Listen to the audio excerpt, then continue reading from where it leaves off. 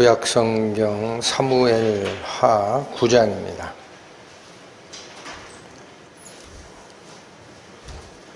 구약성경 사무엘하 9장, 페이지로는 구약 476페이지. 살피겠습니다. 다윗이 가로되 사울의 집에 오히려 남은 사람이 있느냐? 내가 요나단을 인하여 그 사람에게 은총을 베풀리라 하니라. 사울의 종 하나가 있으니 그 이름은 시바라. 저를 다윗의 앞으로 부르매 왕이 저에게 묻되 내가 시바냐? 가로되 종이 그로소이다. 왕이 가로되 사울의 집에 남은 사람이 없느냐? 내가 그 사람에게 하나님의 은총을 베풀고자 하노라. 시바가 왕께 고하되 요나단의 아들 하나가 있는데 절뚝발이니이다. 왕이 저에게 묻되 그가 어디 있느냐? 시바가 왕에게 고하되 로드발 암미엘의 아들 마길의 집에 있나이다. 다윗 왕이 사람을 보내어 로드발 암미엘의 아들 마길의 집에서 저를 데려오니 사울의 손자 요나단의 아들 무비보셋이 다윗에게 나와서 엎드려 절하매 다윗이 가로되 무비보셋이여 하니 대답하되 주의 종이 여기 있나이다. 다윗이 가로되 무서워 말라. 내가 반드시 네 아비 요나단을 인하여 네게 은총을 베풀리라. 내가 네 조부 사울의 밭을 다 네게 도로 주겠고 또 너는 항상 내 상에서 먹을지니라. 저가 절하여 가로되 이 종이 무엇이관데 왕께서 죽은 개 같은 나를 돌아보시나이까? 왕이 사울의 사환 시바를 불러서 이르되 사울과 그 온 집에 속한 것은 내가 다 내 주인의 아들에게 주었노니 너와 네 아들들과 네 종들은 저를 위하여 밭을 갈고 거두어 내 주인의 아들을 공격해 하라. 그러나 내 주인의 아들 무비보셋은 항상 내 상에서 먹으리라 하니라. 시바는 아들이 15이요 종이 20이라. 시바가 왕께 고하되 내 주 왕께서 온갖 일을 종에게 명하신 대로 종이 준행하겠나이다 하니라. 무비보셋은 왕자 중 하나처럼 왕의 상에서 먹으니라. 무비보셋에게 젊은 아들 하나가 있으니 이름은 미가더라. 무릇 시바의 집에 거하는 자들은 무비보셋의 종이 되니라.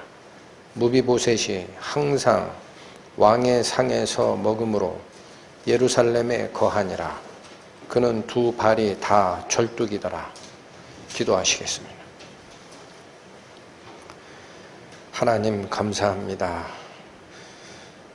저희가 가진 것이 부족하고 또 세상적으로 보잘것없는 처지에 있으나 하나님께서 불러주셔서 당신의 밥상에서 같이 말씀의 교제를 허락하심에 감사하는 마음으로 주님을 바라볼 수 있는 저희 되게 인도하여 주옵소서.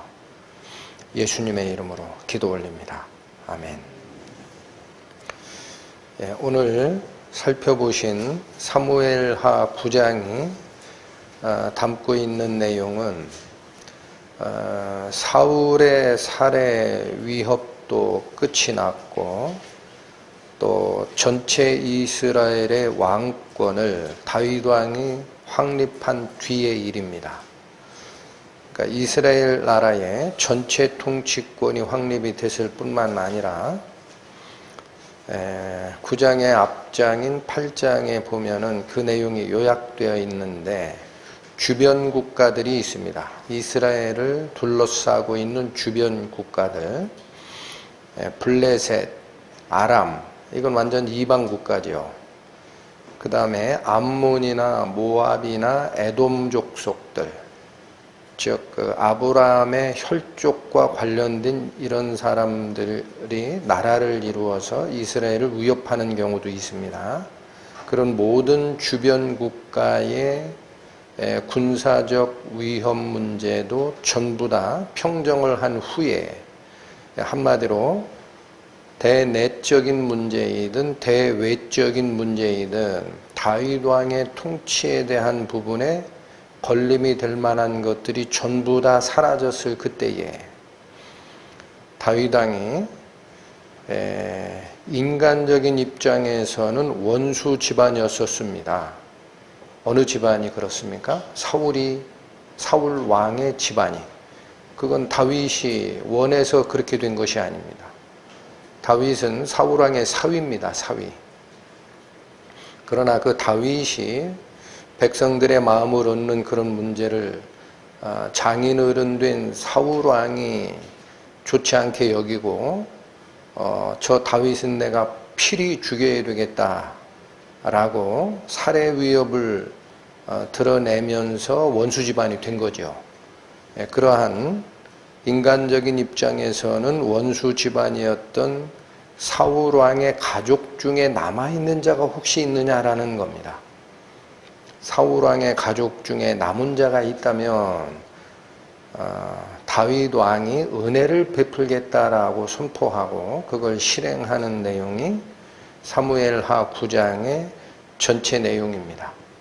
그렇다면 시간적, 공간적 제한 아래서 겪었던 이 사건은 지금 시대를 살고 있는 우리 성도들에게는 무슨 뜻이 있느냐를 살피는 것이 우리의 성경 말씀 상고 목적이 됩니다. 그렇다면 이 은혜가 어떤 성격을 갖느냐? 9장 1절과 3절에 이 은혜의 성격이 드러나 있습니다.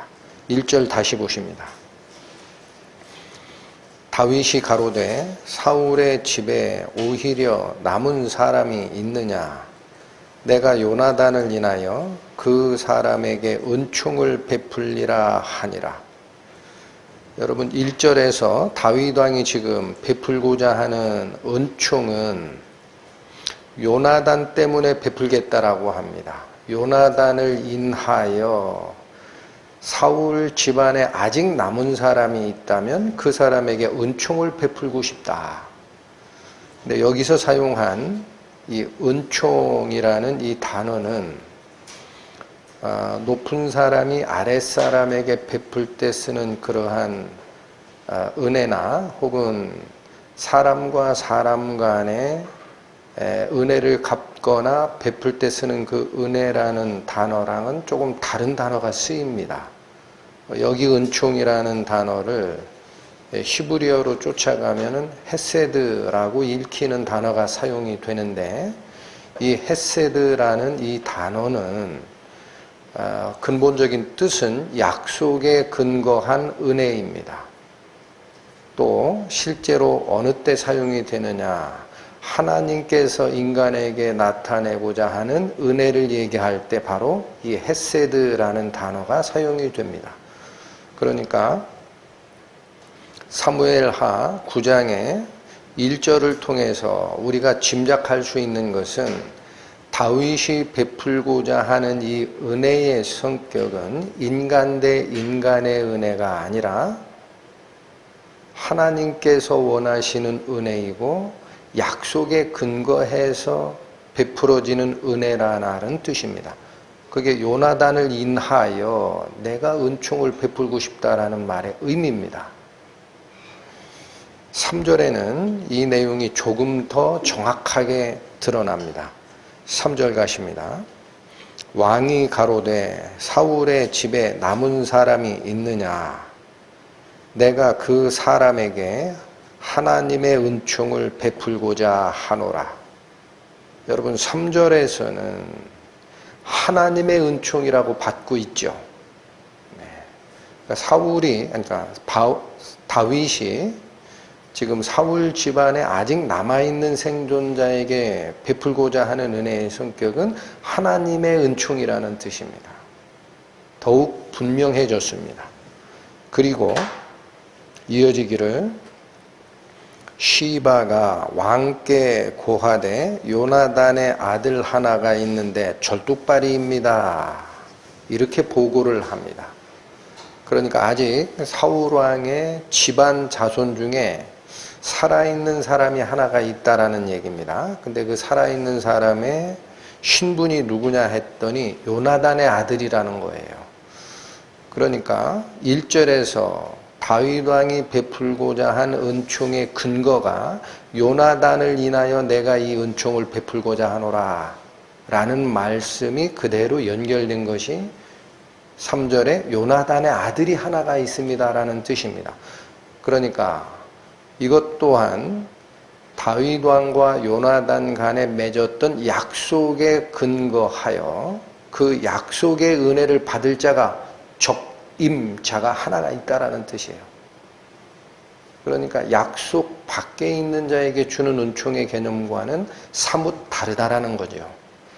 그런데 하나 시바라는 그 종이 보고하는 과정에 하나 놓치기 쉽지만 적임자 아닌 것 같은데요 라는 뜻이 섞여 있어요.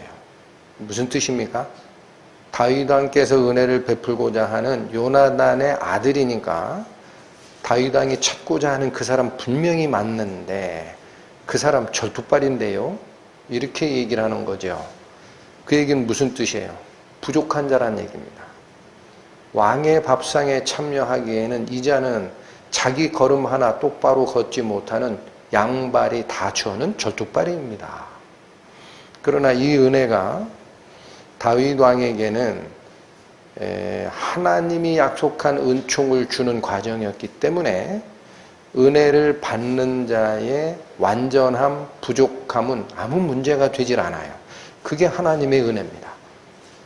하나님의 은혜는 약속에 근거해서 나가게 되어 있고 하나님이 일방적으로 은혜를 베풀겠다라는 결정하에서 나가는 거지 은혜를 받을 자가 완전하냐 불완전하냐에 따라서 이 은혜가 가기도 하고 취소되기도 하는 것이 아니다라는 거예요.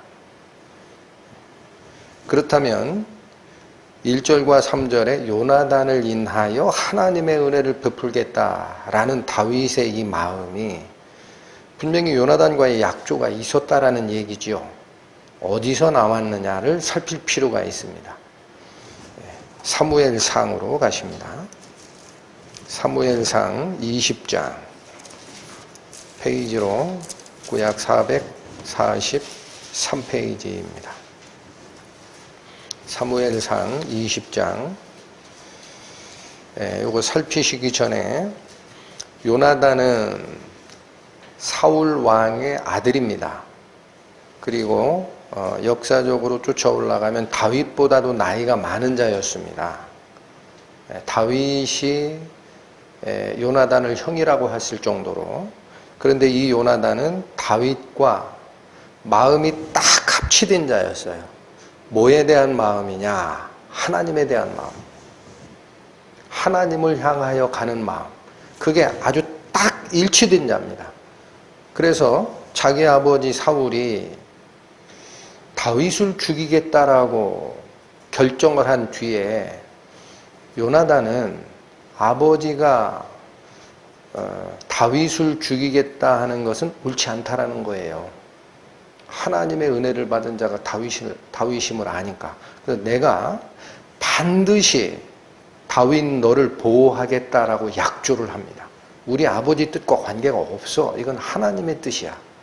하고 그 내용을 약조하는 것이 방금 살피고자 하는 여기입니다. 12절에서 17절까지 보겠습니다.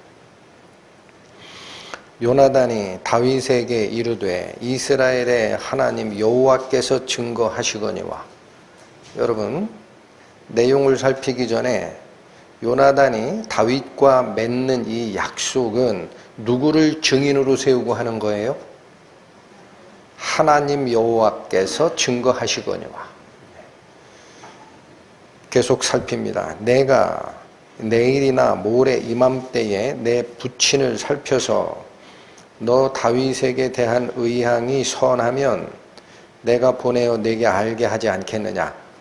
그러니까 자기 아버지 사울이 다윗을 죽이겠다라는 마음이 없는 걸 확인하게 되면 너한테 알려줄게. 그런 뜻이고, 13절 그러나 만일 내 부친이 너를 해하려 하거늘 내가 이 일을 네게 알게 하여 너를 보내어 평안히 가게 하지 아니하면 여호와께서 나 요나단에게 벌을 내리시고 또 내리시기를 원하노라.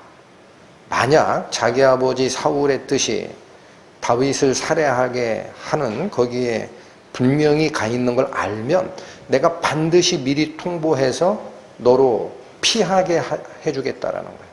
그렇지 않고 미적미적거리다가 문제가 생긴다 하면은 내가 하나님께 벌을 받고 또 받아도 당연할 거야.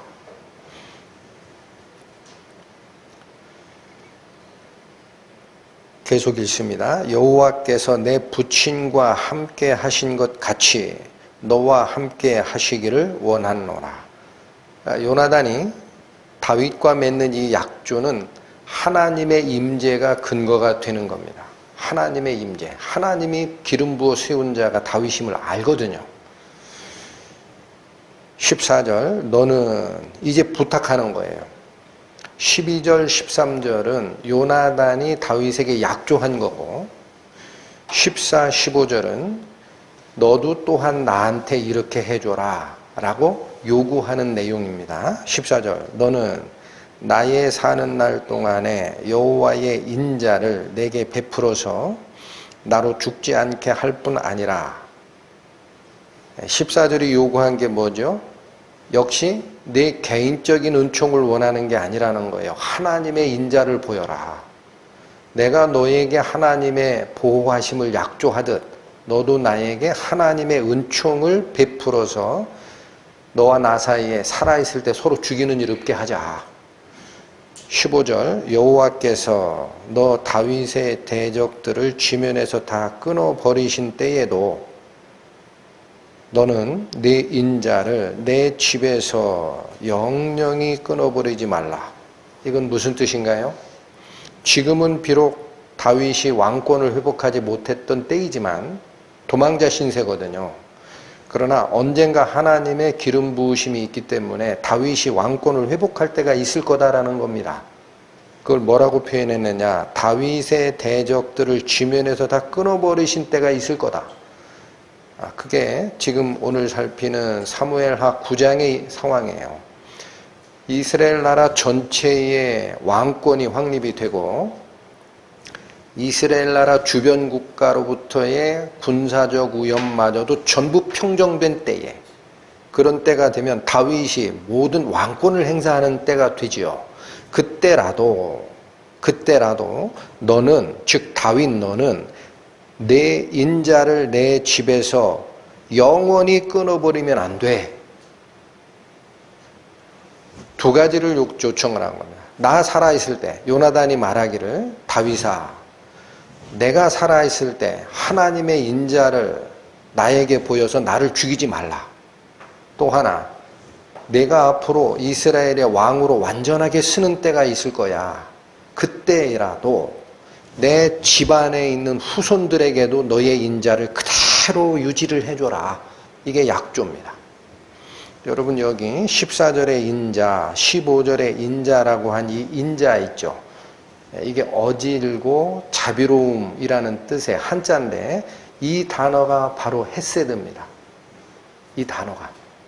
그러니까 14절에 이 인자를 누구의 인자라고 시작을 했죠? 여호와의 인자입니다. 하나님의 사랑, 하나님의 은총을 내가 꼭 나와 내 후손들에게 보여줘야 된다. 16절 이에 요나단이 다윗의 집과 언약하기를 여호와께서는 다윗의 대적들을 치실지어다 하니라. 17절 요나단이 다윗을 사랑함으로 그로 다시 맹세케 하였으니 이는 자기 생명을 사랑함 같이 그를 사랑함이었더라. 여러분 하나님을 증인으로 세우고 요나단과 다윗 간에 하나님의 은총으로 너와 우리 집은 절대 끊어지지 않게 하자라는 이 약조를 맺는 근거에는 요나단과 다윗의 마음이 어느 선까지 가 있는 겁니까? 자기 목숨을 사랑함 같이 상대를 사랑하게 됐다라는 거. 이게 17절의 얘기입니다. 요나단이 다윗을 사랑함으로 그로 다시 맹세케 하였으니 이는 자기 생명을 사랑함 같이 그를 사랑함이었더라. 이게 완전한 하나님 사랑, 하나님의 은혜 안에서 두 사람의 마음이 완전히 합치된 상태예요. 이 약속을 했던 겁니다. 이 약속을. 그러니까 그 약속을 기억하고 아직 사울의 집안에 남아있는 자가 있느냐, 내가 하나님의 은혜를 주고자 하노라 찾아봐라 라는 말씀이 오늘 본문에 다윗이 이 약속을 기억하고 집행하는 과정이었다라는 겁니다. 자, 여기 사무엘상 20장에서 우리가 한 번 더 살필 필요가 있는 부분이 있다고 저는 봅니다. 무슨 말이냐면 이게 얼마나 힘든 약속이었느냐라는 거예요. 누구 입장에서? 요나단. 왜 그래요? 자기 아버지 사울왕의 왕권보다 하나님의 기름 부음을 받은 다윗 왕의 왕권이 더 중요하다라는 거예요. 그건 사람의 뜻으로 그렇게 된 게 아니니까. 그러려고 그러면 요나단은 뭐를 포기해야 할까요? 사울왕, 자기 아버지 사울왕의 왕권이 유지되도록 옆에서 도울 수 있어요. 충분히. 그렇게 되면 그 왕이 승계권이 누구에게 갑니까? 요나단 자기 거예요. 그 포기해야 됩니다. 우리 아버지가 비록 왕이지만 그 왕의 자리가 쇠할 때에 이 왕권은 내게 아니다라는 거예요. 누구 거다? 다윗 거다. 그거 있어야 돼요. 그러려고 하면 자기의 왕위 승계권을 포기하는 것뿐만 아니라 누구를 배신해야 할까요? 아버지 사울의 뜻을 배신해야 합니다. 아버지 사울의 뜻이 맞지가 않기 때문에. 아버지 사울이 기름 부음을 받은 다윗왕을 죽여야 되는 쪽으로 가 있기 때문에 인간적 측면에서는 아버지 뜻을 배반해야 합니다. 그게 쉽겠습니까? 사람이 인지상정인데.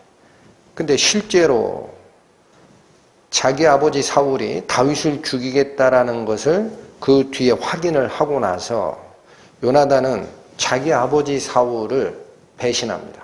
배신이 아니라 따라갈 수가 없어요. 그리고 누구를 보호합니까? 약조해졌던 다윗을 보호하고 도피시켜줍니다. 그 과정에서 아비됐던 사울이 자기 아들 요나단에게 나타내는 분노가 있습니다. 네가 그럴 수 있느냐 이게. 네가 내 자식인데. 이게 인간사, 사람의 인정 속에서 바라볼 때는 자기 하나밖에 없는 요나단 아들, 귀하디 귀한 요나단이란 아들이 아버지인 나를 배신하고 다윗을 살려줘? 이런 말이 나가는 거예요. 이 내용은 옆에 있는 30절에서 34절까지에 나옵니다. 30절. 사울이 요나단에게 노를 바라고 그에게 이르되 패역 부도의 계집의 소생아. 여러분, 이런 말이 어떠한 인간적 분노를 드러낸 건지 느낌이 오시나요? 그러니까 사울의 입장에서는 요나단의 어머니, 다시 얘기합니다. 자기의 처에게 이런 얘기를 할 정도로 분노에 차 있어요. 패역 부도한 계집의 소생아. 그러면 요나단의 입장에서 보면 이게 어떠한 마음의 상처가 오는 말일까요? 자기 어머니가 자기 아버지로부터 가장 천한 계집이다 라고 욕을 얻어먹고 있는 상황을 감내해야 하는 거예요. 왕의 분노는 그 당시에 이 정도로 힘이 셌었습니다. 계속 읽겠습니다. 다시 30절. 사울이 요나단에게 노를 바라고 그에게 이르되 패역 부도의 계집의 소생아, 내가 이새의 아들을 택한 것이 내 수치와 내 어미의 벌거벗은 수치됨을 내가 어찌 알지 못하느냐. 인간적으로는 그럴 수 있습니다. 자기 집안, 자기가 왕된 그 왕위 보호에 같이 협력해야 되는 아들 요나단이 아버지 사울의 왕위를 보존하는 데 협력하지는 않고 사울이 죽이겠다라고 결정한 다윗을 보호하는 그 일은 우리 집안의 수치라는 거예요. 우리 집안의 수치다. 네가 어찌 그럴 수 있냐. 31절 이새의 아들이 땅에 사는 동안은 너와 내 나라가 든든히 서지 못하리라. 사울 왕도 지적하는 게 있어요. 너 바보 아니냐. 네가 다윗을 보호하면 왕권이 다윗에게 넘어가는 거예요. 그러면 네가 왕자 아니냐. 나 뒤를 이어서 왕을 나라를 이어받을 네 나라는 사라지는 거야. 그거 아무것도 모르고 이 일을 하고 있어? 그 얘기예요 지금. 너 바보 아니야 바보? 그런즉 이제 보내어 그를 내게로 끌어오라. 그는 죽어야 할지아니라. 그러니까 보호하지 말라라는 거예요. 지금이라도 데리고 와. 너하고 내 앞에서 이자는 죽어야 된다. 그래야 내 나라와 내가 죽었을 때 나라, 국가를 승계하는 너의 나라가 튼튼해지는 거야. 그것도 모르고 거길 보호한답시고 아버지 배반하고 네 어민을 폐영무도한 계집에 반열로 비참하게 떨어뜨리는 이 가족 간의 배신의 문제가 무슨 말이냐라고 사울이 지적하고 있는 거죠. 요나단의 답변이 뭡니까? 32절 요나단이 그 붙인 사울에게 대답하여 가로되 그가 죽을 일이 무엇이니까? 요나단은 항상 무엇을 바라보나요? 인간적 관계 속에서 내 것과 남의 것 이것에 눈이 가 있질 않아요. 정말 다윗이 죽을 일을 한 적이 있습니까? 라고 되묻지요. 이어지기를 무엇을 행하였나이까? 다윗이 죽을 일이 없다라는 거예요. 33절 사울이 요나단에게 단창을 던져 치려 한지라. 여러분 자기 아버지 사울이 분노가 어디까지 가 있어요? 분노가. 그것도 아들이라고 낳냐 이런 거였어요. 아까 그 표현이. 요나단 네 엄마 너를 아들이라고 나눴냐? 폐역 부독한 계집의 자식아. 가족을 배반하고 너의 왕권이 그에게 넘어가는 건지도 모르고 세상 이치 하나도 모르고 그를 보호해? 그런데 거기 지금이라도 데려와 우리 앞에서 죽여야 마땅해. 그 말에 다윗 왕은 죽을 일을 한 적이 없어요 아버지라고 항변하는 이 아들에게 단창을 던졌다라는 거예요. 단창을 던졌다라는 게 무슨 얘기예요? 죽이려고 했다라는 거예요. 죽이려고 했다. 너도 죽어서 마땅하다. 그러니까 아버지와 자식 간의 인간적인 정 이런 것은 지금 다 사라진 거예요. 분노에 차 있는 사울의 반응입니다. 33절 사울이 요나단에게 단창을 던져 치려 한지라. 요나단이 그 부친이 다윗을 죽이기로 결심한 줄을 이제 확실히 알았어요. 알고 34 심히 노하여. 여러분 요나단이 분을 발한 이유는 뭘까요? 아버지에 대한 분노가 아닙니다. 죽이지 않아야 하는 자를 죽여야 된다는 그 결정에 대한 분노입니다.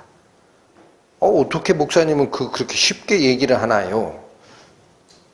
여러분 사무엘서를 잘 읽어보시면 이 문제가 있기 전에 사울왕이 블레셋과 전쟁을 할 때에 요나단이 얼마나 용맹한지 자기 수행비서 하나만 데리고 적진에 가가지고 전부 쓸던 일이 있었어요. 하나님을 의지하고 가자. 그런데 사울왕이 뭐라고 명령을 내렸느냐면 군기가 빠질까봐, 이 전쟁에 임하는 이스라엘 백성이 군기가 빠질까봐 블레셋을 완전히 멸망시키기 전까지는 입에 음식을 대는 자는 하나님 앞에 죽어야 된다라고 명을 내린 거예요. 그런데 다윗은 혼자 간 거거든요. 자기 수행하는 병사 하나를 데리고. 그러니까 이 명령을 몰랐어요. 그러니까 돌아다니다 하루 종일 전쟁하고 배가 고프니까 야생 꿀이 있는 걸 보고 찍어 먹어보니 허기가 싹 가시고 힘이 불끈 솟는 거예요. 그리고 전쟁 끝나고 왔더니 사울왕이 공포한 그 내용 알고 나는 그러면 왕이 공포한 이 명령을 어겼구나.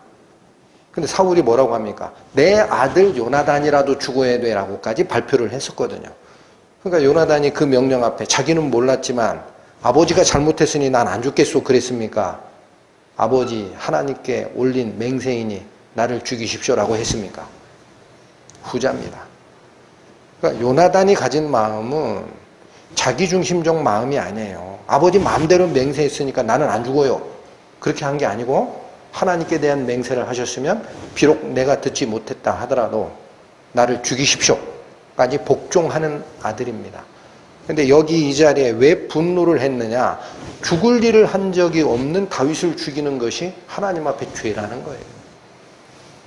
33절 심히 노하여 식사 자리에서 떠나고 그달에 제2일에는 먹지 아니하였으니 이는 그 부친이 다윗을 욕되게 하였으므로 다윗을 위해 슬퍼하고 분노한 거예요. 여러분, 하나님을 증인으로 내세우고 요나단과 다윗 간에 맺었던 이 약속이 오늘 본문의 은혜의 근거가 된다라는 얘기입니다.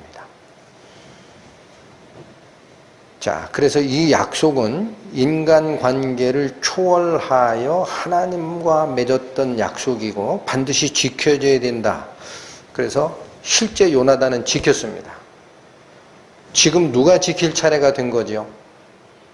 다윗이 지킬 차례가 된 거예요. 이제 본문으로 다시 돌아오십니다. 사무엘하 9장. 이 약속을 지키는 과정이 일단 4절에서 7절까지를 살핍니다. 왕이 저에게 묻되 그가 어디 있느냐? 시바가 왕에게 고하되 로드발 암미엘의 아들 마길의 집에 있나이다. 여러분, 이 위치는 자세히는 모르셔도 됩니다. 이스라엘의 요단강 저쪽편입니다. 거기까지 도망가 있는 거예요. 요단강 이쪽 편에 예루살렘이 있고 다윗이 여기서 통치하죠. 그러니까 이걸 피해서 요단강 저쪽 편 길르앗 지방의 마길의 집에 숨어 있는 거예요. 요나단의 아들 무비보셋이. 5절 다윗 왕이 사람을 보내어 로드발 암미엘의 아들 마길의 집에서 저를 데려오니 사울의 손자 요나단의 아들 무비보셋이 다윗에게 나와 엎드려 절하매 다윗이 가로되 무비보셋이여 하니 대답하되 주의 종이 여기 있나이다. 7절 다윗이 가로되 무서워 말라. 내가 반드시 네 아비 요나단을 인하여 내게 은총을 베풀리라. 내가 네 조부 사울의 밭을 다 내게 도로 주겠고 또 너는 항상 내 상에서 먹을지니라. 여러분, 수소문 끝에 데려온 요나단의 아들 무비보셋이 다윗을 봤을 때 하는 말이 있습니다. 뭐라고 얘기했죠? 6절의 끝에 대답하되 주의 종이 여기 있나이다.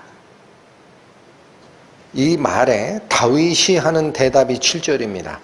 다윗이 가로되 무서워 말라. 내가 반드시 네 아비 요나단을 인하여 내게 은총을 베풀리라. 여러분, 이러한 대화의 패턴은 성경을 많이 읽으셨던 분들은 사뭇 친숙한 그런 패턴입니다. 주의 종이 여기 있나이다 라는 표현에 왕의 대답이 무서워 말라. 내가 반드시 너에게 은총을 내려주마 라는 이 대화의 패턴, 이거는 무비보셋과 다윗 왕 간의 대화에서만 보이는 게 아닙니다. 이런 대화가 바로 하나님 앞에 선 죄인들, 그 죄인을 향한 하나님이 은혜를 내릴 때 하던 대화의 패턴이라는 거예요. 여러분, 이사야 41장 가보시죠. 구약 1015페이지. 이사야 41장 8절에서 10절까지의 말씀입니다. 그러나 나의 종 너 이스라엘아, 나의 택한 야곱아, 나의 벗 아브라함의 자손아. 여러분, 8절에서 이스라엘 백성을 하나님이 뭐라고 불렀어요? 아브람, 나의 친구 아브라함의 자손이여. 그러면 오늘 본문에서 얘기하는 다윗 왕이 찾고 찾으라 라고 했던 무비보셋은 누구예요? 다윗 왕의 둘도 없는 친구 요나단의 자손입니다. 나의 벗 아브라함의 자손아, 나의 친구 요나단의 아들이여. 9절 갑니다. 내가 땅끝에서부터 너를 붙들며 땅 모퉁이에서부터 너를 부르고 내게 이르기를 너는 나의 종이라. 내가 너를 택하고 실어버리지 아니하였다 하였노라. 9절에서는 나의 벗 아브라함의 자손아 라는 이 호칭이 바뀝니다. 뭐라고 부릅니까? 너는 나의 종이라. 그러니까 무비보셋이 다윗 왕의 호출이 자기에게 와서 왕을 아련하면서 뱉었던 말, 주의 종이 여기 있나이다 라는 말씀이 이 말씀이라는 거예요. 그리고 41장 10절 보십시오. 이렇게 부른 다음에 하나님이 이제 말씀을 주십니다. 10절 두려워 말라. 내가 너와 함께 함이니라. 놀라지 말라. 나는 네 하나님이 됨이니라. 내가 너를 굳세게 하리라. 참으로 너를 도와주리라. 참으로 나의 의로운 오른손으로 너를 붙들리라. 하나님이 아브라함의 자손, 나의 종이라고 얘기한 이스라엘에게 약조하는 이 말씀의 첫 번째 선언, 두려워 말라라는 거예요. 겁낼 거 없다. 또 하나는 내가 반드시 너와 함께하고 정말로 너를 도와줄게. 오늘 본문에 무비보셋이 다윗 왕에게 했던 첫 번째 말씀, 주의 종이 여기 있나이다 라는 말씀이 이사야 41장 8, 9절에 나의 벗 아브라함의 자손아 너는 나의 종이라 라는 표현과 메아리로 응답하고 있는 모습입니다. 그 다음에 오늘 본문의 7절에 다윗 왕이 무비보셋에게 하는 말, 무서워 말라. 내가 반드시 네게 은총을 베풀리라 라는 이 말씀이 이사야 41장 10절에 있는 말씀처럼 두려워 말라. 나는 하나님이야. 내가 너와 함께 할 것이니까 또한 내가 너를 굳세게 할 것이고 진짜로 너를 도와줄게. 우연치고는 대화의 패턴과 메시지가 어떻습니까? 굉장히 유사하죠. 그러니까 이 다윗이 왕권을 회복한 후에 사울 집안에 남아있는 사람이 있으면 요나단을 인하여 하나님의 은총을 그에게 베풀리라 라는 이 말씀, 그리고 진행되는 무비보셋을 자기의 밥상에서 같이 밥 먹는 왕자의 반열로 끌어올리는 이 사건은 오늘날 우리에게 뭐를 이해하기 위한 샘플이라는 거예요? 바로 하나님의 은총이 죄인에게 어떻게 임하는지에 대한 샘플이라는 거예요. 그래서 다윗은 그리스도의 표본이 되는 거예요. 다윗의 일생이 그래서 우리에게 가르치는 가르침이 잔잔하게 그 속에 배어 있는 거예요. 자, 다윗과 원수지간이었던 사울의 남은 자, 지금 오늘 본문으로 얘기하면 요나단의 아들 무비보셋이에요. 그 남은 자가 다윗 왕의 밥상에 참여하는 은혜를 받고 있죠. 이게 사무엘하 9장이 기록하고 있는 역사적 사건입니다. 집안 간에는 원수였었어요. 그러나 그 원수 집안에 남아있는 자를 다윗 왕의 밥상에 참여하는 자로 회복시켜 준 겁니다. 이게 하나님이 은혜이고 요나단을 인하여 약속한 은혜라는 건데, 우리로 얘기하면 뭐랑 똑같은 겁니까? 우리 인간은 하나님을 배반하고 돌아섰어요. 하나님으로부터. 이제는 하나님과 원수된 사단의 종이 됐습니다. 결과 우리는 하나님과 뭐가 됐어요? 원수 집안이 됐어요. 하나님을 배반하고 돌아선 원수였던 우리 죄인들을 하나님의 은혜로, 좀 더 구체적으로 그리스도의 은혜로 하나님의 자녀로 입양시켜 주시고 하늘왕 아버지의 밥상에 참여하는 자 되게 하였다. 말씀의 교제를 나누는 자 되게 하였다. 이게 은혜라는 겁니다. 이 은혜가 왔을 때 무비보셋이 어떠한 감사와 마음을 열었느냐. 8절입니다. 사무엘하 9장 8절로 가십니다. 저가 절하여 가로되. 자, 이 말은 여러분 절하다라는 말은 6절에도 있어요. 처음에 불렀을 때 6절에 보면 사울의 손자 요나단의 아들 무비보셋이 다윗에게 나와서 엎드려 절하매라고 돼 있죠. 이거는 처음에 왕을 아련할 때에 취했던 의례적인 모습입니다. 그러나 7절 다윗이 이러한 은총, 내가 내게 반드시 은총을 베풀고 너는 항상 내 상에서 같이 먹을 거야 라는 완전한 약속이 주어졌을 때에 8절 저가 절하여 가로되 라는 이 절은 진짜 마음에서 우러난 은혜에 대한 예배와 감사입니다. 이 절은 다른 절입니다. 이제 마음에서 진실로 다윗 왕에 대한 감사와 찬양이 드러난 행동이고 말이 이어집니다. 가로되 이 종이 무엇이관데 왕께서 죽은 개 같은 나를 돌아보시나이까. 여러분 무비보셋이 다윗 왕 앞에서 은혜를 선포받았을 때 죽은 개 같은 나를 어찌 돌보십니까? 그런 말을 했습니다. 우리는 무슨 상태가 이 상태가 되는 거예요? 이스라엘 민족의 입장에서 개는요 가장 멸시받는 동물입니다. 죽은 개라고 했습니다. 죽었다라는 건 시체예요. 그 시체는 이스라엘의 또는 성경적인 흐름에서 보면 부정한 것입니다. 그 죽은 개라는 말의 표현은요 가장 부정하여 멸시를 받아 마땅할 대상을 얘기하는 용어라고 그래요. 죽은 개라는 표현. 그러니까 우리는 어떤 상태에 있어요? 더러워져서 죄로 인하여 더러워져 버림받고 마땅히 죽어야 하는 하나님의 면전에서는 버림받아야 하는 존재라는 거예요. 그 말이 언제 튀어나온 겁니까? 받을 수 없는 은혜를 다윗 왕의 입을 통하여 선포받았을 때 우리는 알게 됩니다. 나는 받을 은혜를 받을 자격이 없는 죽을 개예요. 죽은 개. 그러나 어찌 이러한 은혜를 우리에게 주시나이까? 아마도 인간적인 시각에서는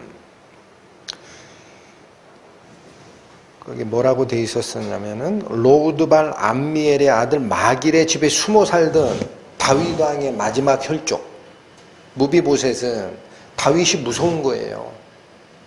자기 집안간 원수거든. 그러니까 강 건너 저쪽에 도망가 가지고 로드발 암미엘의 아들 마길의 집에 숨어 살던 상태인데 왕이 불러요. 이거 안 갈 수도 없고 가면 좋은 얘기 안 들을 텐데 그래도 왕명이니까 갔죠. 가서 그 앞에 꿇어 엎드렸을 때는 인간적 시각에서는 걱정이 앞섰을 겁니다. 왜냐? 원수 집안이 정권을 잡았어요. 그리고 그 정권의 제일 꼭대기에 올라가 있는 다윗 왕이 자신을 부르고 있으면 그게 좋은 소식일까요? 나쁜 소식일까요? 야, 이거 잘못하면 큰일 나겠다. 절름발이는 고사하고 내 목숨도 이제는 끝나는 거 아니야? 이런 걱정이 앞섰을 겁니다. 그러니까 7절에 다윗이 딱 보자마자 무비보셋이 꿇어 엎드린 상태를 보자마자 처음에 하는 말이 뭐예요? 무서워 말라. 내가 너를 부른 것은 벌하려고 한 게 아니야. 은혜를 주고 싶어서 그런 거니까 무서워 말어. 그러니까 죽을 상태에 가 있는 우리 죄인들이 하나님 앞에 섰을 때 자기의 죽을 운명을 발견하게 되는데, 그 운명 앞에 너는 죽어야 돼 라는 하나님의 선언 대신 뭐가 오는 거예요? 내가 너를 비록 더럽고 죄에 물들어 있는 너지만 내 아들 삼아 주겠다. 이게 도대체 무슨 일입니까? 그러니까 평생 감사와 찬양이 우리 입에서 나오는 거예요. 받을 수 없는 은혜를 받게 되는 이 사안을 보고 감사하지 않는다라는 거는요, 구원이라는 사건이 내 안에서 통과된 적이 없는 자입니다. 이것이 구원받은 성도들 마음에서 누구나 한 번쯤 거쳐간 하나님을 향한 감사와 찬양. 그렇다면 이렇게 감사하게 되는 근원은 어디서 나온 거냐? 지식적 인지에서 나온 게 아니다라고 합니다. 반드시 어디서 나오는 거예요? 죽을 수밖에 없는 내가, 다시 얘기합니다. 다윗 집안과 원수관이었고 자기 할아버지, 자기 아버지 블레셋과의 전쟁에서 다 죽었어요. 도망가다가 절룩발이 된 무비보셋이 다윗의 눈을 피하여 강 저편에 가서 숨어 지내던 상태인데 호출을 받아서 그 앞에 섰을 때 나는 죽었구나. 나는 이스라엘에 죽게 된 개로소이다. 이 입장에서 철저한 뭐를 발견하는 거예요? 자기를 발견하는 거예요. 자기. 나는 죽을 개다. 왕 앞에 섰을 때 죽을 개다. 이걸 확실히 인식을 하면 그 다음에 하나님의 은혜가 나에게 들어오는 기회가 생기는 겁니다. 여러분, 우리는 죄인이라는 말을 안 좋은 일을 해서 죄인이다라는 생각에 너무 이렇게 쏠려 있는 성향이 있어요. 예를 들어 술 먹고 담배 피고 나쁜 짓 하고 음란한 거 좋아하고 그런 게 죄다라는 생각이 너무 강하다 보니까 뭐는 죄로 이해를 못해요? 괴악하고 악독한 누룩은 죄라는 걸 알아요. 여러분, 우리 고린도 서신 배우고 있죠? 괴악하고 악독한 누룩이 죄라는 건 너무 잘 알아요. 그러나 묵은 누룩이 죄라는 걸 몰라요. 묵은 누룩, 뭘까요? 내 속에 있는 묵어있는 자기중심적 생각. 이게 죄의 핵심입니다. 그래서 C.S. 루이스는 이런 말씀을 했다고 그래요. 나는 태어나서 한 번도 이기적이지 않은 생각을 한 적이 없다 그래요. 설마 그랬을까 싶어요. 그러나 이 말이 가리키는 분명한 화살표는 뭐냐면요. 죄로 물들어서 모태에서 나와 있는 삐뚤어진 자아를 가지고 있는 인간은 모든 생각이 다 이기적으로 간다라는 뜻입니다. 그게 죄의 근원이라는 거예요. 거기서부터 뭐가 나와요? 묵은 누룩에서부터 악독하고 괴악한 누룩의 행실이 나오는 거예요. 그러니까 이 부분, 이 뿌리를 모르면 구원받은 후에도 그래, 그런 거 안 하면 되지 하고 여전히 어디 속에 갇혀서 판단하고 결정해냅니까? 삐뚤어진 자기 옹기 항아리 안에서 하늘을 보는 거예요. 내가 바라보는 하늘, 내 중심적으로 판단하는 거. 이거 깨지를 않으면 하늘이 어떤 모습으로 펼쳐져 있는지 도대체 알 수가 없습니다. 그게 바로 일그러진 자기의 모습, 이기적인 자아의 모습이라고 합니다. 그런 자가 막상 원수된 다윗 왕 앞에 섰을 때 다윗 왕의 입에서 펼쳐지는 것은 저주와 심판이 아니라 뭐예요? 약속된 은혜입니다. 철저한 자기중심적 생각이 뭐가 문제가 있는지를 아는 후에 철저한 이타적인 하나님의 은혜를 맞닥뜨렸을 때 우리에게 회개와 감사가 일어나는 거예요. 여러분, 원래 하늘 왕 대신 아버지 밥상에 참여할 자는 누굽니까? 왕자밖에 없어요. 다윗 왕의 밥상에 참여할 자는 다윗 왕의 친자들밖에 없어요. 무비보셋은 왕자가 아닙니다. 무비보셋은 어떤 자였어요? 다윗과 원수 집안의 자식입니다. 그것도 제대로 자기 두 다리로 걷지도 못하는 절름발이 불완전한 자입니다. 근데 그 자가 어떻게 왕의 밥상에 앉아서 왕자와 같이 대우를 받게 되느냐? 원래 왕자였던 예수님의 지위. 죄인은 무슨 지위를 가지고 있는 자예요? 자기가 지었던 죄의 결과 저주를 받아야 될 위치. 이게 원래의 위치라는 거예요. 왕의 아들은 예수 그리스도시고 왕의 식탁에 참여할 수 있는 자격자도 예수 그리스도밖에 없어요. 그런데 우리는 죄로 물들어 저주를 받을 수밖에 없는 절름발이 신세의 원수 집안의 아들입니다. 그런데 이 아들을 왕좌의 자리에 올리기 위해서는 예수님이 왕자의 자리를 내려놓으셔야 됩니다. 바꿔치기 하는 거예요. 대신에 뭐를 가져가요? 예수님은 우리가 받아야 하는 저주를 당신이 가져가십니다. 그게 우리를 하늘 왕 대신 아버지 밥상에 초대하기 위해 그리스도께서 해야 하는 일이라는 거예요. 저주는 내가 대신 지마. 대신 너는 내가 참여하는 하늘 아버지의 밥상에 네가 참여할 수 있어. 맞바꿔치기 한 거예요. 그게 은혜라는 거예요. 이걸 정확하게 발견하게 되면 평생에 걸쳐 감사함이 나오게 되어 있습니다. 그렇지 않겠습니까? 어떻게 그걸 맞바꿔치기 하느냐 이거예요. 그게 하나님이 우리에게 보여주고 싶은, 여러분 다시 보세요. 죄에 물들어 철저히 이기적인 인간이 있습니다. C.S. 루이스가 얘기했던 것처럼 나는 태어나서 한 번도 이기적이지 않은 생각을 한 적이 없다 라고 했던 그 인간의 자기 본성, 철저히 이기적인 인간의 마음을 하나님은 철저히 이타적인 생각으로 바꾸치기 한 거예요. 내가 원래 왕자였다. 예수님 생각하세요. 내가 하늘 아버지의 밥상에 참여하는 자였어. 너희는 저주받아야 되는 거야. 그러나 내가 왕자의 자리로 올라가려면 내가 내 대신 저주를 받아야 된다. 바꿔치기 하자. 그게 하나님이 우리에게 보여주는 100% 이타적 사랑이라는 거예요. 그걸 아가페적 사랑이라고 합니다. 그 일을 누가 하신 거예요? 예수님께서. 갈라디아서 3장 보십니다.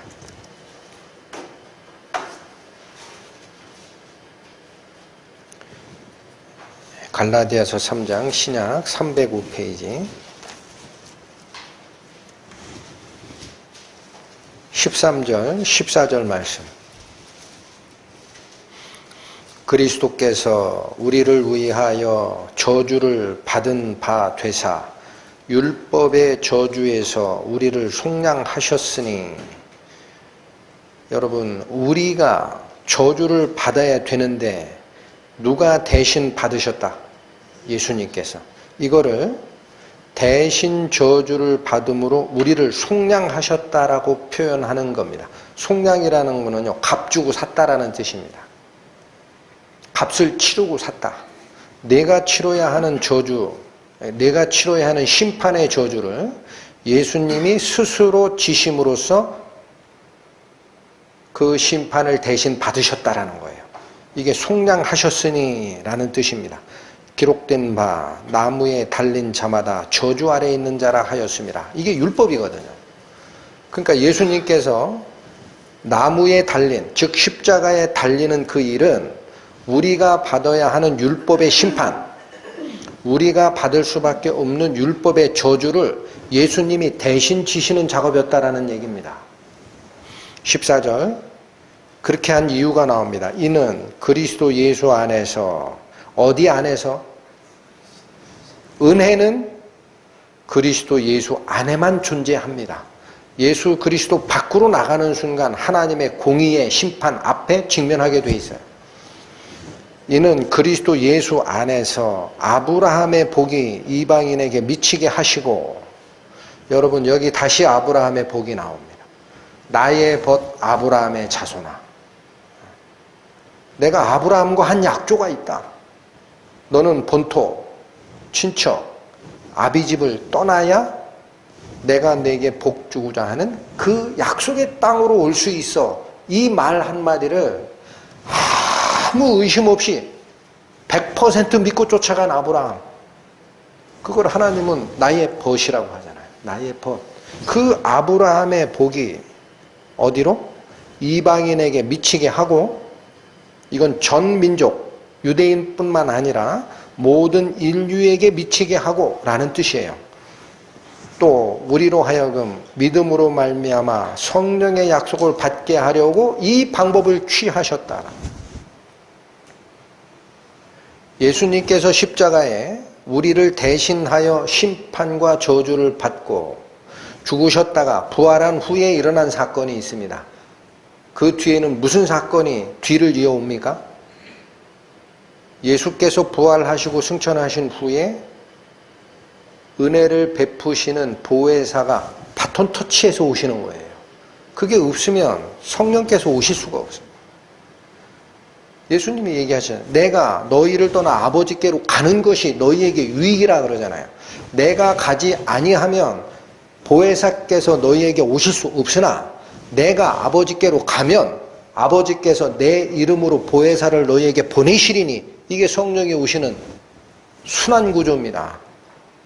죄를 다 완전히 해결하시고 부활하신 상태에서만이 완전한 은혜를 성령께서 우리에게 전달할 수 있는 거예요. 예수님께서 죽으시고 부활이 없으셨다면 완전한 은혜를 가져오는 보혜사의 역사는 없습니다. 그게 하나님의 완전한 은혜입니다.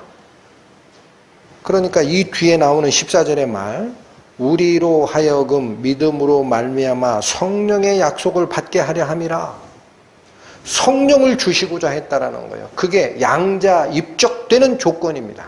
양자 입적되는 조건. 살아나지 않은 자는, 성령의 역사로 죽어있는 나의 영이 한번 거듭나지 아니한 자는 죽은 개이기 때문에 왕의 밥상에 참여할 수 없어요. 그런 경험이 없는데 나는 크리스찬이다 라고 생각하는 자는 그래서 속고 있는 겁니다.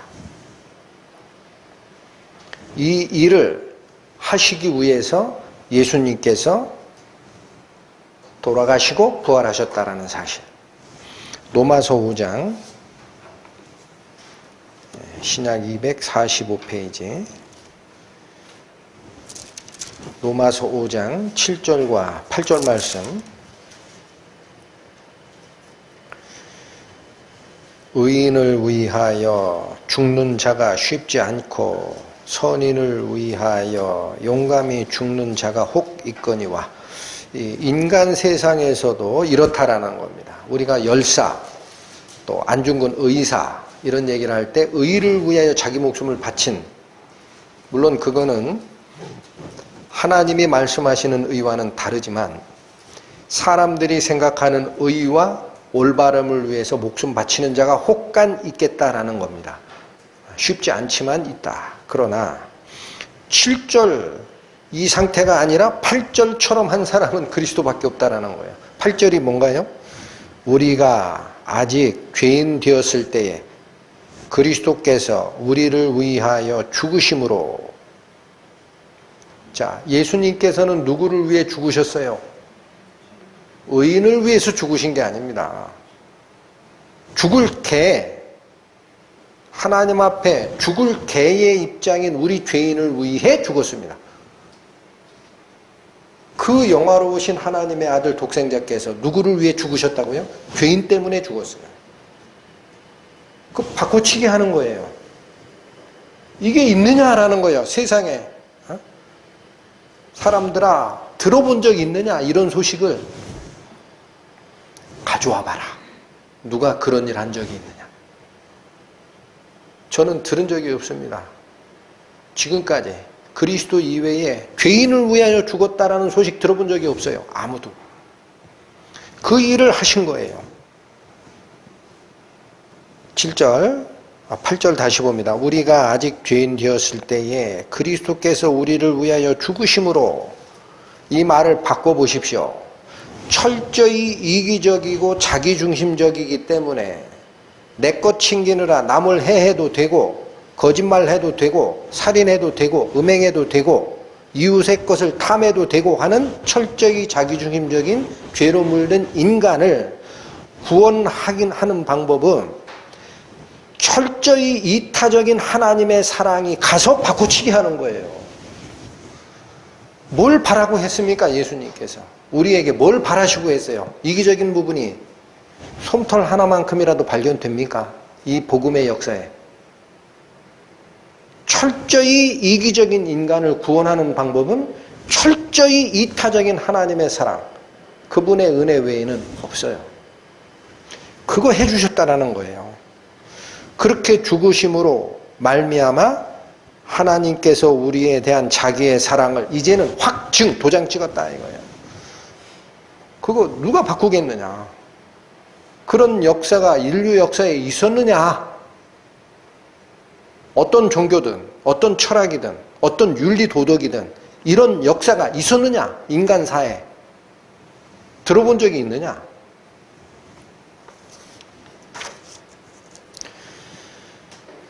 저희가 하나님의 은혜에 감사를 드리게 되는 이유가 이거라는 겁니다. 그런데 저희는 신앙생활을 하다 보면 죄에서 구원하신 그리스도의 구원에 대한 은혜, 거기에 대한 감사가 시간이 가면서 어느덧 시들부들해지고 몸이 건조해집니다. 그건 도대체 뭐냐라는 거예요. 왜 그렇게 바뀌느냐? 구원받을 때 눈물 흘리던 그 감사가 왜 시간이 가면서 시들부들해지느냐? 그 이유가 뭘까? 믿음의 선진들은 구원받은 후에 하나님의 통치를 믿지 못하기 때문에 그렇다라는 거예요. 다시 한번요. 구원받은 후에 주인 자리에 서 있는 하나님의 통치에 내가 완전히 의지하지 못하기 때문에 감사가 사라진다라고 해요. 그러시면서 오늘 사무엘하 9장에 있는 이 무비보셋의 입장, 구원받은 무비보셋의 입장에서 이 위험성을 발견해내라 라고 얘기를 합니다. 믿음의 선진들이. 그래서 그게 무슨 말일까 하고 봤습니다. 여러분 다시 본문으로 오십시오. 사무엘하 9장에 이제 다윗 왕이 명하는 명령에 따라 무비보셋이 얻어가는 지위와 재산권의 변화가 정확하게 기록되어 있습니다. 9절부터 보십니다. 왕이 사울의 사환 시바를 불러서 이르되 사울과 그 온 집에 속한 것은 내가 다 내 주인의 아들에게 주었노니. 일단 누구 불러요? 사울 왕의 남은 재산을 관리하는 사환격이었던 시바를 부릅니다. 불러서 사울 왕의 손자 무비보셋은 목숨 때문에 지금 숨어 살고 있었을 때예요. 그러니까 그 재산 관리인으로 시바라는 종이 전체를 틀어주고 있었는데 이제는 내놔라 이거예요. 내놔라. 네 재산이 아니다. 누구를 줘라?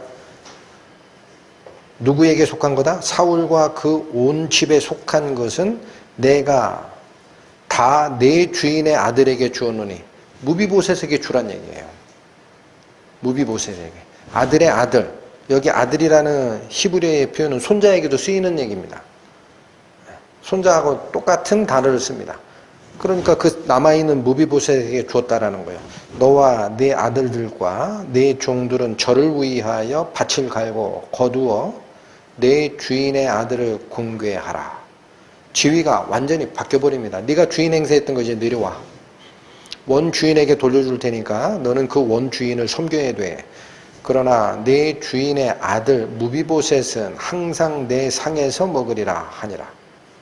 여러분 이게 굉장히 특이한 상황이 펼쳐집니다. 무비보셋은 유일하게 사울 집안에 남아있는 생존자입니다. 그러니까 모든 사울의 재산을 자기 것처럼 관리하던 사환, 재산관리인 시바에게 명해서 내 거 아니니까 무비보셋에게 돌려주고 너희들은 이 밑에서 종처럼 섬겨라. 그러면 이걸 향유하려면 무비보셋이 누구의 섬김을 받는 자리로 가야 됩니까? 시바의 섬김을 받는 자리로 가야죠. 그렇죠. 그런데 다윗이 명하는 것은 그러나예요. 그러나 내 주인의 아들, 즉 누구에게요? 무비보셋은 항상 내 상에서 먹으리라. 그러면 무비보셋은 이 시바라는 사울 집안의 사환격이었던 그자가 섬기는 그 섬김의 역할을 무비보셋은 향유해요, 못해요? 그 집에 가서 받으면 향유할 수 있는데 그러나라는 거예요. 그러나 무비보셋은 왕자다 이제. 그러니까 네가 섬기는 자리에 있는 게 아니라 나랑 같이 예루살렘에 있어야 된다. 그게 구원받은 자의 위치입니다. 여러분 우리를 예수 그리스도와 동일하게 공동상속자로 양자 삼아주셨다는 말씀을 여러 번 듣죠.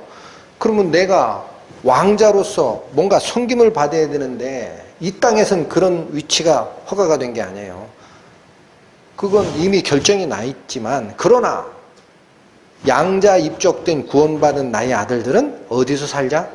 나랑 같이 밥 먹으면서 예루살렘 안에 거주하는 거야. 약속은 뒤의 일이야.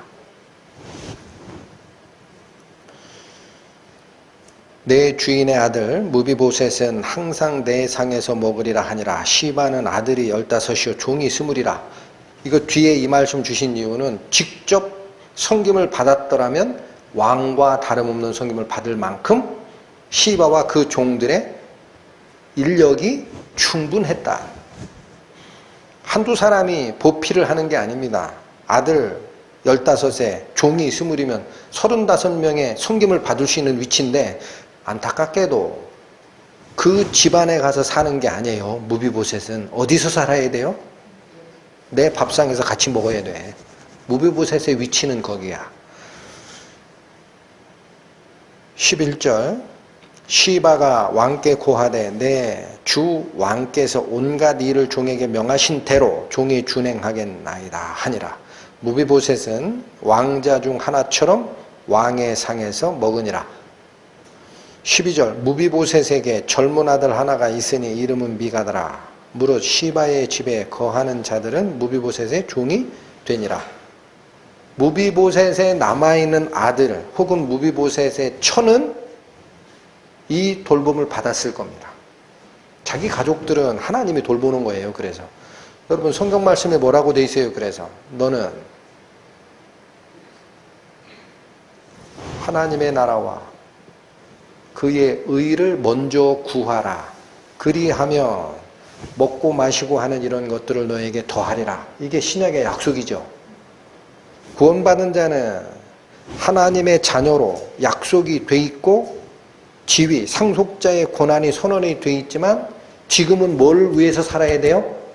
하나님의 나라와 그의 의를 위해 예루살렘에 거해야 되는 거예요. 딴 데로 못 가요. 그러니까 13절이 얘기하는 게 무비보셋의 현재 상황입니다.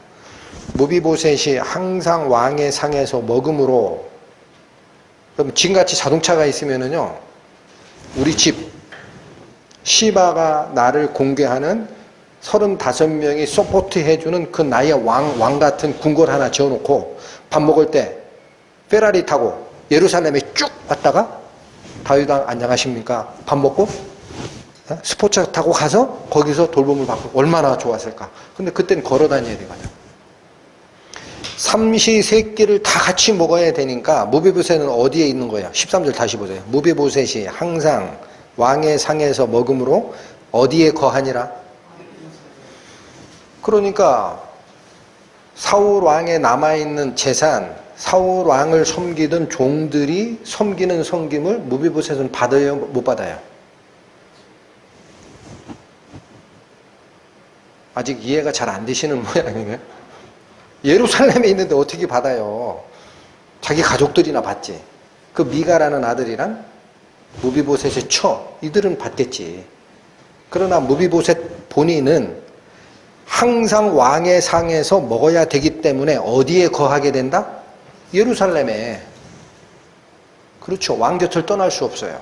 그게 구원받은 자의 입장이라는 겁니다. 누가 먹여주고 누가 살펴주는 것만 그냥 바라고 가야 돼요? 하나님의 인도하십니다. 그런데 대비되는 말씀이 참 재미있습니다. 13절에 예루살렘에 거하니라 이렇게 끝나지를 않고 뒤에 무슨 말이 붙어 있어요? 그는 두 발이 다 절뚝이더라. 절름발이었다라는 말을 왜 붙였을까? 이제는 무비보셋의 입장을 정확하게 쫓아 들어가 보면 이 생활이 길어질수록 무비보셋은 불만과 불평과 원망이 나올 수밖에 없는 상태다라는 거예요. 예루살렘에 다윗 왕의 밥상에 참여하는 건 좋죠. 그러나 거기만 있고 자기 집에 못 간다면 언제 그 재산 누려요? 종들이 섬기는 건 받을 수 없어요. 거기다가 본인은 양발이 절뚝거려요. 자기 모습은 왕의 밥상에는 가지만 여러분 장애우들 모습 떠올려 보세요. 어렸을 때 소아마비로 다리 저는 분들 떠올려 보시라고. 이렇게 갈 거 아니에요. 왕의 밥상에. 그렇죠? 너 왔냐? 예. 밥 먹고 다시 이렇게 갈 거 아니야. 응? 그러면 옆에서 양다리가 온전한 다윗의 친자들하고 섞여 살 거 아닙니까? 내 꼴이 뭐야? 이렇게 생각이 안 들겠어요? 왕의 아들이라고 대우는 받지만 내 꼴이 뭐야? 나도 집에 가면 삼시세끼 먹을 밥 있는데 편하게 거기서 살면 안 되나? 신앙생활에 감사가 없어지는 과정을 무비보셋의 이 입장에서 다시 생각하라라고 하는 분들이 있어요. 그러니까 이거를 하나님의 약속에 참여함이 무슨 뜻인지를 모르면 자기를 바라보게 됩니다. 자기가 가지고 있는 거 뭐가 있다고 하는데 한 번도 가서 누린 적은 없고 내 모습을 보니까 양발이 저는데 이 꼴이 뭐야. 자꾸 이 모습에 눈이 가면 사람에 대한 원망이 먼저 나오고 하나님에 대한 불평도 따라 나오고 나보다 다른 다윗의 친자 왕자들의 온전함을 보고 비교하게 됩니다. 그 감사는 떠나요. 여러분 이 절름발이가 언제 생겼을까요? 요나단의 아들 무비보셋이 양발이 절게 된 것은 태어나면서 전 게 아니에요. 사무엘하 4장 잠깐 가보십니다. 사무엘하 4장 4절 보십니다.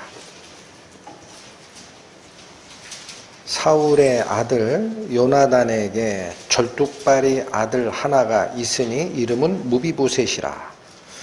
전에 그러니까 옛날에 사울과 요나단의 죽은 소식이 이스라엘에서 올 때에 그 나이 5살이었는데 그 유모가 안고 도망하더니 급히 도망함으로 아이가 떨어져서 절게 된 거예요. 여러분 사울의 아들 요나단이 전쟁에 굉장히 용맹한 사들입니다. 그래서 블레셋하고 전투를 이거 길보아 전투라고 그래요. 그러니까 마지막 전투입니다. 근데 여기서 사울왕도 죽고 요나단도 죽어요. 그 소식이 급보가 전해진 겁니다.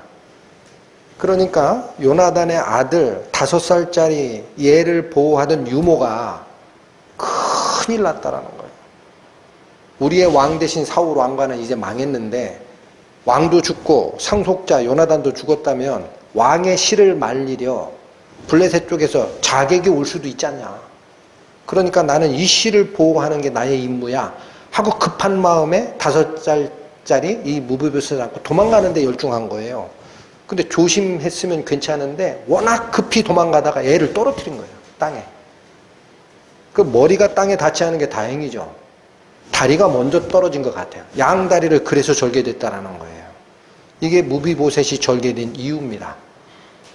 그러면 이제 다시 다윗의 밥상에 왕자처럼 같이 교제하는 위치에 와 있는 무비보셋의 입장에서 밥상에 참여하는 감사가 뭔지를 생각하기 전에 자기 모습을 자꾸 보게 되면 어떤 생각이 떠올랐겠느냐라는 거죠. 어떤 생각이 떠올랐을까요?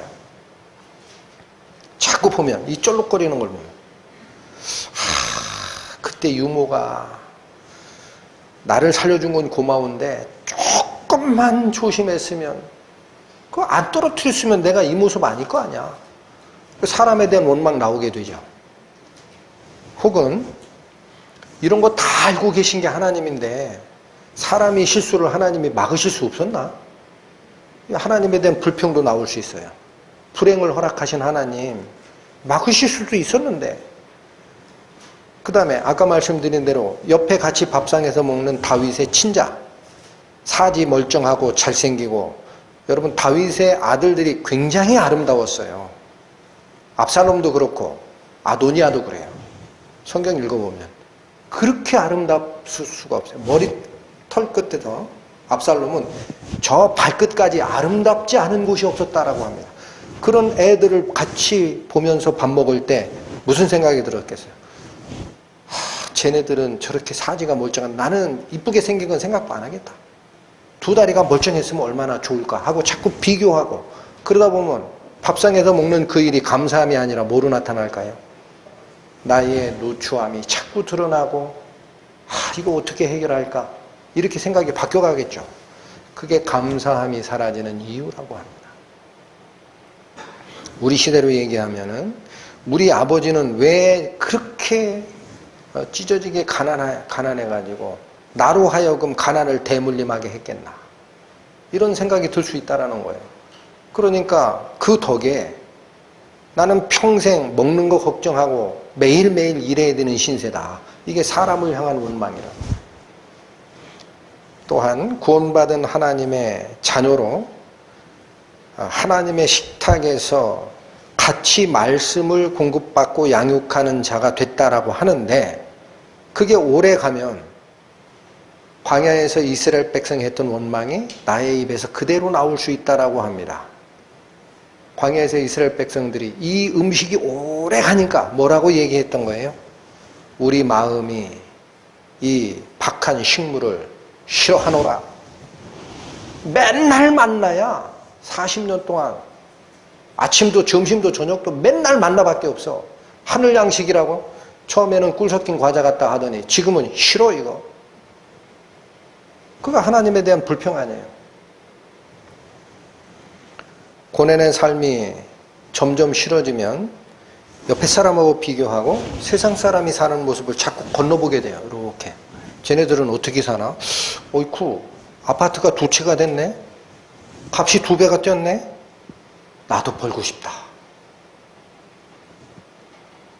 저 사람은 어찌어찌 하다가 정치권에 입문했는데 국회의원 보좌관 하더니 다음에 전국구로 지명됐대. 나도 인정받고 싶다. 어떤 사람은 어떻게 해서 사장까지 갔다고 하는데 나도 지위가 좀 올라가면 안 되나? 자, 생각이 어디로 바뀐 거죠? 왕의 식탁에 같이 밥 먹고 있는 그것의 은혜를 모르고 시선이 세상적인 가치 기준으로 살짝만 바뀌어도 전부 불만밖에 없어요. 전부 다 불만입니다. 그게 무비보셋의 입장에서 나올 수 있는 불만이었다라는 거예요. 성경에 그걸 기록하진 않아요. 우리에게 주는 교훈이라고 그래요. 그러니까 구원받은 감사가 뭐로 바뀌어요? 비교하는 심리로 다시 돌아가면, 자기 중심적인 비교 심리로 돌아가면 감사는 사라지고 자꾸 이방인처럼 사는데 눈이 돌아갑니다. 여러분, 추수감사절 아시죠? 언제 생겼습니까? 기독교 역사 속에서 생겼습니다. 초막절 말고요. 구약에 있는 초막절 말고 지금 미국에서 지키는 추수감사절, 블랙 프라이데이라고 아시죠? 네. 그게 추수감사절 다음 날 열리는 바겐 세일입니다. 하나님에 대한 감사로 백화점들이 반값으로 다 주겠다라고 한 게 블랙 프라이데이. 11월 넷째 주 목요일이 추수감사절이라면 금요일 날, 그 다음 날이 블랙 프라이데이라고 지킵니다. 근데 그 바로 11월 네 번째 주 목요일 추수감사절이 나오게 되는 근거는 기독교 역사에 있었어요. 즉 1600년대 초에 영국의 상황은 국교회가 지배를 했거든요. 지금으로 얘기하면 성공회. 그게 카톨릭하고 비슷합니다. 그러니까 복음을 깨달은 신교 크리스찬들의 신앙생활을 자꾸 압박했어요. 국교회로 들어오라는 거예요. 너희들 딴 데 가서 하지 말고. 그러니까 신앙이 제한을 받으니까 이 사람들이 진짜 복음을 깨달은 이 사람들이 신앙의 자유를 찾아 떠나자 하고 결단을 내리고 1620년에 메이플라워라는 그 유명한 배를 타고 대서양을 건너갑니다. 미국으로 가자. 거기 신대륙이 있다는데 아무도 우리를 타치하지 않은 그곳으로 가자 해서 90일간의 사투를 벌여 1620년 12월에 도착했다라고 해요. 미국에. 근데 도착한 게 겨울이죠. 겨울 추위에 얼어 죽고 또 풍토병에 죽고 해서 102명이 출발했는데 그 해 겨울 넘기면서 47명인가가 죽습니다. 반이 죽었어요. 말이 47명 반이지 실제 상황으로 생각하면 내 아버지 죽고 내 처가 죽고 내 아들이 죽는 거예요. 둘 중에 하나가 죽는 거예요. 그 언 땅 곡괭이로 파가지고 묻느라 정신 없었을 거예요. 겨울에. 근데 그 겨울이 지나 이제는 추위에 대한 부분은 사라졌는데 먹을 게 없죠. 이때 도와준 게 누구냐? 옆에 살던 인디언들이 왔어요. 이상한 사람들 왔다고 하니까 궁금해가지고 보니까 먹을 게 없어 굶어 죽거든요. 옥수수 씨앗 주고 심어라. 우리 농사 진 적 없는데 알려줄게. 해서 그 해 얻지 졌지 해서 적지만 한 해 먹을 만한 정도의 곡식을 만들어낸 게 그 다음에 가을입니다. 근데 추수를 딱 끝내고 봤더니 그 당시 이들을 이끌고 간 인도자격인 윌리엄 브래드퍼드라는 이분은 아직 가만히 생각하니까 겨울 한 번 지났는데 반이 죽었죠. 그 다음 겨울을 또 지나면 얼마가 죽을 줄 알아요. 그러니까 질병과 고난에 대한 두려움 때문에 우리 이럴 게 아니라 하나님 앞에 우리 죄를 회개하고 하나님께 은혜를 구하자 해서 금식을 선언하고 금식 기도에 들어갔다라는 거예요. 그런데 이 금식 기도가 얼마간 진행이 됐을 때 지도자가 아닙니다. 농사 짓던 농부 중 한 사람이 자기 얘기를 하고 싶다라고 손을 들었어요. 지금 앞으로 우리가 겪을 고난과 추위를 생각하면 두려움이 앞서지만 지금까지 우리 형태를 보호하시고 인도하신 하나님의 은혜를 생각하면 감사가 더 우선 아니냐. 이게 바라보는 시선의 차이라는 거예요. 감사할 일이 많은데 금식만 하고 그럴 게 아니라 하나님께 반대로 감사하자. 그래서 시작한 것이 추수감사절입니다. 그때는 감사할 이유가 없었던 것 같아요. 근데 나중에 기록에 보면 이유를 찾습니다. 하나님이 우리를 어떻게 보호하셨나. 하여튼 첫 번째 1년 동안 생명을 유지해 주신 이 은혜가 감사하다. 우리 47명은 죽었지만 남아있는 자는 하나님의 은혜에 감사할 수 있다. 이게 육신적인 생명 유지에 대한 감사. 더 깊이 들어갔더니 뭐예요? 구원을 우리에게 주시고 천국 소망을 갖게 하심에 또한 감사하다. 영국을 떠나던 이유가 신앙의 자유를 확보하고자 하는 뜻이었죠. 와보니까 일단 신앙의 자유는 확보가 됐거든요. 아무도 타치 안 해요. 우리가 원했던 신앙의 자유를 허락하심에 감사하다. 서툴지만 인디언들의 도움으로 이제 곡식을 받아 농사하는 방법을 알고 일용할 양식을 확보할 수 있었음에 감사하다. 그러고 났더니 우리의 가족, 나의 개인의 모든 것은 하나님의 보호하심 밑에 있구나라는 사실을 알아서 그 전체를 보호해 주신 하나님의 은혜에 감사하다. 5가지 감사를 드렸어요. 그게 추수감사절의 시작입니다. 감사할 이유가 인간적인 입장에서 보면 하나도 없는 것 같아요. 반이 죽었는데 무슨 감사해요. 고향 떠나오느라 그 고생했는데 102명 중에 47명이 죽었으면 감사할 이유가 없죠. 그러나 하나님을 돌아보고 하나님의 통치하심으로 그들의 시선이 돌아갔을 때는 반드시 감사할 게 생겼다라는 것이 추수감사절의 시초입니다. 그때 이들이 하나님께 찬양드렸던 감사의 찬양이 시편 100편이라고 해요. 한번 가보시겠습니다. 시편 100편 보십시오.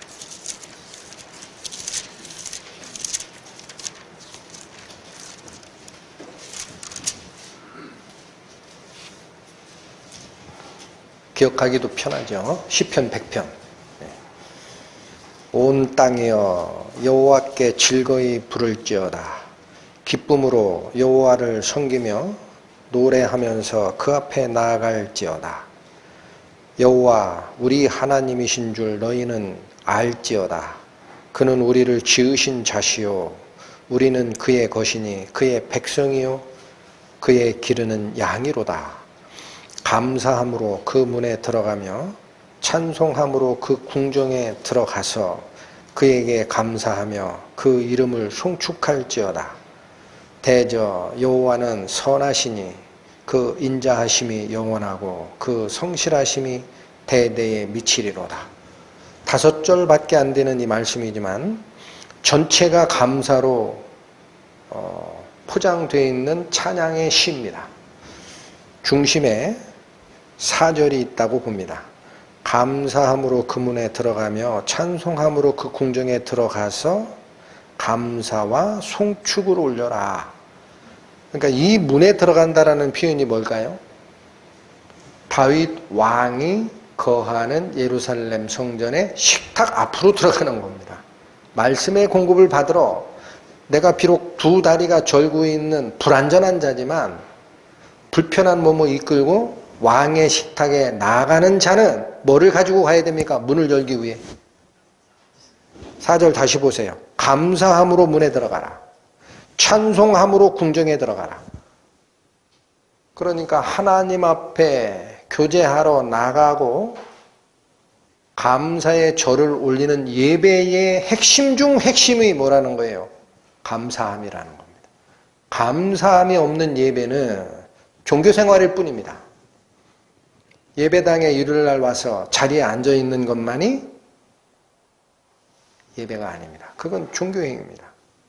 그 안에 뭐가 있지 않으면, 진정 하나님에 대한 감사가 있지 않으면, 비록 코로나 사태로 우리의 경제가 어렵고 모이기 힘들다 하더라도 우리가 가진 것을 보면 하나님께 감사할 수 있어요. 우리가 갖지 않은 것을 보면 불평과 불만만 나오지만 우리가 가진 것은 무엇입니까? 생명입니다.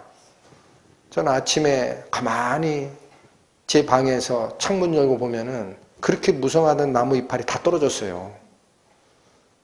그러면 삭막하지요. 근데 그게 하나님의 은혜인지는 모르겠는데 화렵수 저 끝에 침엽수가 하나가 서 있어요. 잣나무가. 거긴 파래요.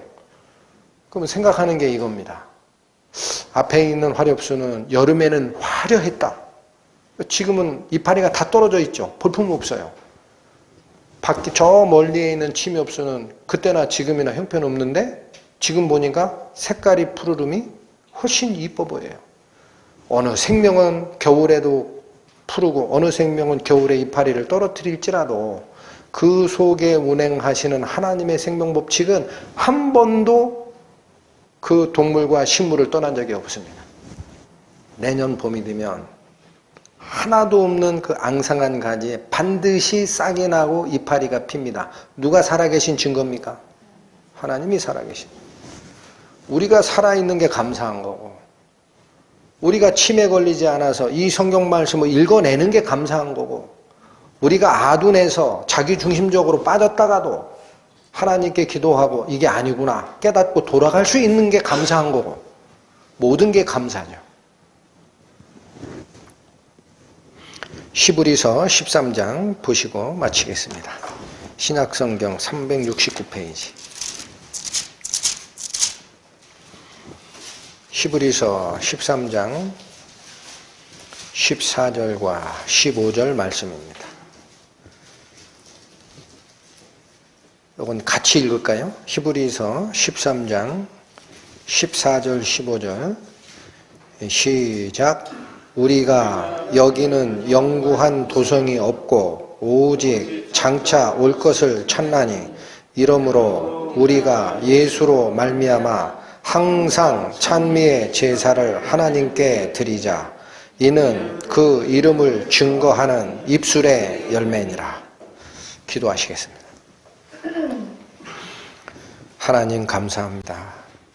2 다리를 절어 저희 안에는 완전함이 하나도 발견되지 않는 자였지만 그리스도께서 저희가 받을 심판의 저주를 대신 지시고 당신이 누려야 하는 왕자의 자리에 저희를 앉히셨음을 오늘 바라보았습니다. 철저히 자기중심적인 인간이 하나님을 예배하고 감사하는 그 과정에 온전히 자기를 버려 남을 구하신 철저히 이타적인 예수 그리스도와 아버지 하나님의 사랑이 있음을 압니다. 저희가 하나님을 배우고 나아가는 이 길에도 저희가 가진 것이 없다 하여 한탄하거나 불평하는 일 없게 하시고 오히려 그 부족한 것을 가지고 하나님의 사랑으로 남을 돕고 사랑을 실천하는 자로 살아가는 저희 될 수 있도록 인도하여 주옵소서. 남은 시간 저희의 마음과 저희의 행보를 주님께 부탁드립니다. 예수님의 이름으로 기도 올립니다. 아멘.